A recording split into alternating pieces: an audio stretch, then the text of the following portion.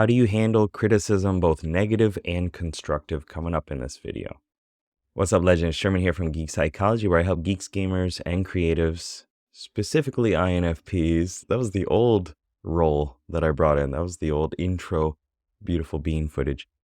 I help INFPs mainly now understand themselves better, find their spark, live a life of meaning and purpose. So one of the biggest struggles that I've had in my life is dealing with criticism, and it still comes up all the time. And it's not always negative criticism. Sometimes it's constructive. It would be nice if you did this. But what happens in my mind, and let me know if you resonate with this down in the comments, is anytime that there's some sort of criticism, somebody tells me, sorry, I got fancy fingernails on for my daughter. Anytime that there's some sort of criticism, I naturally attribute that to intentions and them, the other person, saying that my intentions are bad, that my intentions were not good for the situation, or that I'm a bad person if I'm in the wrong state. That's not actually true.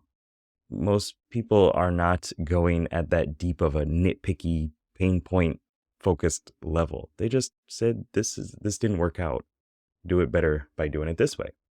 And one thing to be aware of is that self-reflection aspect of yourself needs to be sometimes recalibrated, needs to be checked so that you are not adding on all this meaning and this weight to every little interaction. And I know that's pretty hard for us not to do, but sometimes when you have that moment of clarity, when you get a second just to just dissociate a second and kind of look at the situation from above and be like, is this really what's going on?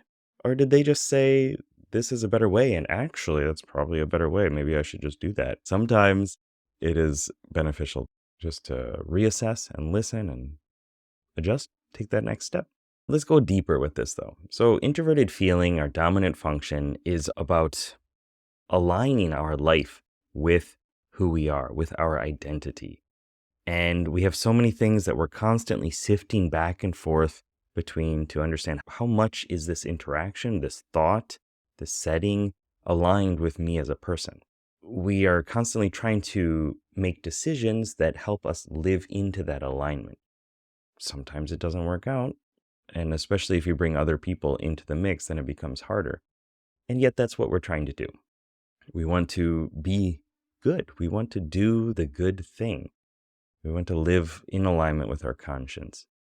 And when somebody criticizes us, then we can take that as we are not good, that we are flawed in some way, and that whatever was going on with us and how we came to this conclusion is faulty because of our identity. Remember, again, that's not true. That is not what is actually happening. It was just cause, effect. This was the result. Okay, maybe we need to readjust. In order to improve at this whole taking criticism, not putting it at an identity level, and still wrapping it into making progress in our life, we need to really assess with a logical mind and our feeling mind of what is the right choice to do here. And it's hard because those are often conflicting sides, right? Our resonating soul introverted feeling is just saying, do what feels right to you.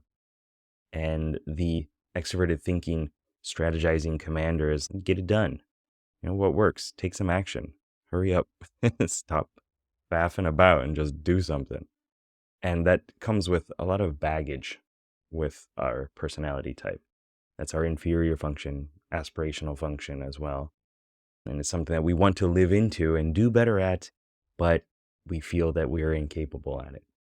I consider it to be like this maverick character within our psyche that just always goes off in a different direction. You're like, why are you? Now we got to go rescue the commander, which doesn't often make sense, but it needs to happen. The highest leverage thing that we can do in this situation is to fortify and maintain our self-esteem in the face of adversity.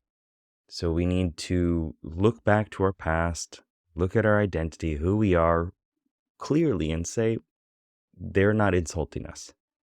Or if they are, then they are inappropriate and it's not actually about me. It's about them taking the wrong approach to it. Look to our past and say, okay, I've done a bunch of things right. I'm not a failure. And then take that advice, consider it, process it a little bit, and then see if we can weave it into our next time doing it. Sometimes we need to apologize. Sometimes we need to say, sorry, I messed up.